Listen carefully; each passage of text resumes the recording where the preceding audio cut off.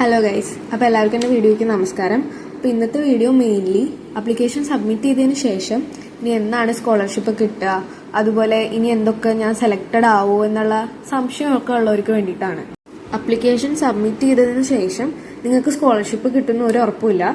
അത് കഴിഞ്ഞ് വെരിഫിക്കേഷൻ എല്ലാം കഴിഞ്ഞ് നിങ്ങളുടെ ആപ്ലിക്കേഷൻ ഡ്യൂപ്ലിക്കേറ്റ് അല്ലാന്ന് സിസ്റ്റം ഒക്കെ വരുത്തിയതിന് ശേഷമാണ് നിങ്ങളെ സ്കോളർഷിപ്പിലേക്ക് പരിഗണിക്കുകയുള്ളൂ.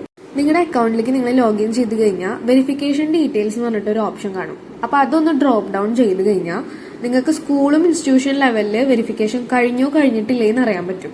അഥവാ അവിടെ നോ കാണിക്കുകയാണെങ്കിൽ നിങ്ങളുടെ ഇൻസ്റ്റിറ്റ്യൂഷൻ അത് റിജക്ട് ചെയ്തിട്ടുണ്ടാവും. അപ്പോൾ നിങ്ങൾ അവിടെ ചെന്ന് ചോദിക്കണം എന്താ പ്രശ്നമല്ലേ, അത് തിരുത്താനായിട്ട് എന്തെങ്കിലും ചെയ്യണോ എന്ന്. ഫോർ എക്സാമ്പിൾ, ഈ ഒരു സ്കോളർഷിപ്പിന്റെ കേസ് നോക്കി കഴിഞ്ഞാൽ അറിയാം ഇതിന്റെ ലാസ്റ്റ് ഡേറ്റ് വരുന്നത് 30th നവംബറിനാണ്. പക്ഷേ ഇതിന് ഇൻസ്റ്റിറ്റ്യൂഷൻ വെരിഫിക്കേഷൻ 15 ഡിസംബർ വരെ ഓപ്പൺ ആണ്.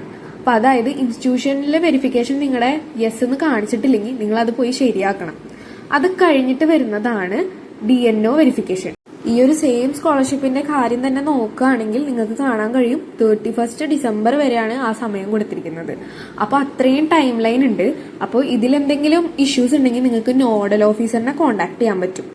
ഈ കാണിച്ചിരിക്കുന്ന നിങ്ങളുടെ ലോഗിൻ പേജിൽ വെരിഫിക്കേഷൻ ഡീറ്റെയിൽസിൽ പോയി നോക്കുക. പോയി നോക്കുമ്പോൾ ഈ verified by department or nodal officer എന്നുള്ള സ്പേസ് ബ്ലാങ്ക് ആയിട്ടോ അതോ നോ ആയിട്ടോ എടുക്കുകയാണെങ്കിൽ നിങ്ങൾക്ക് നോഡൽ ഓഫീസറെ കോൺടാക്ട് ചെയ്ത് ചോദിക്കാം.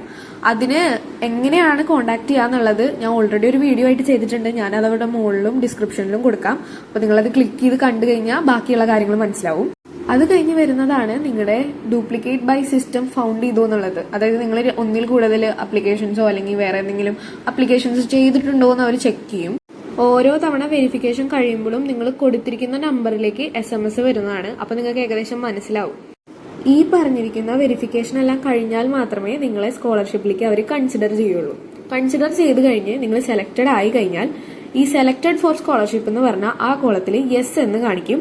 അതുപോലെ തന്നെ നിങ്ങളുടെ ബാങ്ക് അക്കൗണ്ടിലേക്ക് ആ പറയുന്ന ക്യാഷും ക്രെഡിറ്റ് ആയിട്ടുണ്ടാവും. ഇനി എപ്പോഴാണ് മെറിറ്റ് ലിസ്റ്റ് വരിക, അതുപോലെ തന്നെ എപ്പോഴാണ് ക്യാഷ് കിട്ടുക എന്നൊക്കെ കുറെ പേര് ചോദിക്കുന്നുണ്ട്. അത് കറക്റ്റ് പറയാൻ പറ്റില്ല. അവര് ഒറ്റയടിക്കാണ് മെറിറ്റ് ലിസ്റ്റ് പ്രഖ്യാപിക്കാറ്. ലാസ്റ്റ് ഇയറിയത്തെ കേസ് നമ്മൾ നോക്കുകയാണെങ്കിൽ ജനുവരിയിലാണ് സബ്മിഷൻ ഒക്കെ കഴിഞ്ഞത്. സബ്മിഷൻ കഴിഞ്ഞ് ജൂൺ ഒക്കെ ആയിട്ടാണ് മിക്ക സ്കോളർഷിപ്പിന്റെയും മെറിറ്റ് ലിസ്റ്റും അതുപോലെ തന്നെ ക്യാഷും ക്രെഡിറ്റ് അയക്കണം. സോ ഒന്ന് അപ്രോക്സിമേറ്റ് ചെയ്ത് പറയുമ്പോൾ മെയ്യോ ജൂണോ ആയിട്ട് മെറിറ്റ് ലിസ്റ്റ് വരും എന്നാണ് തോന്നുന്നത്.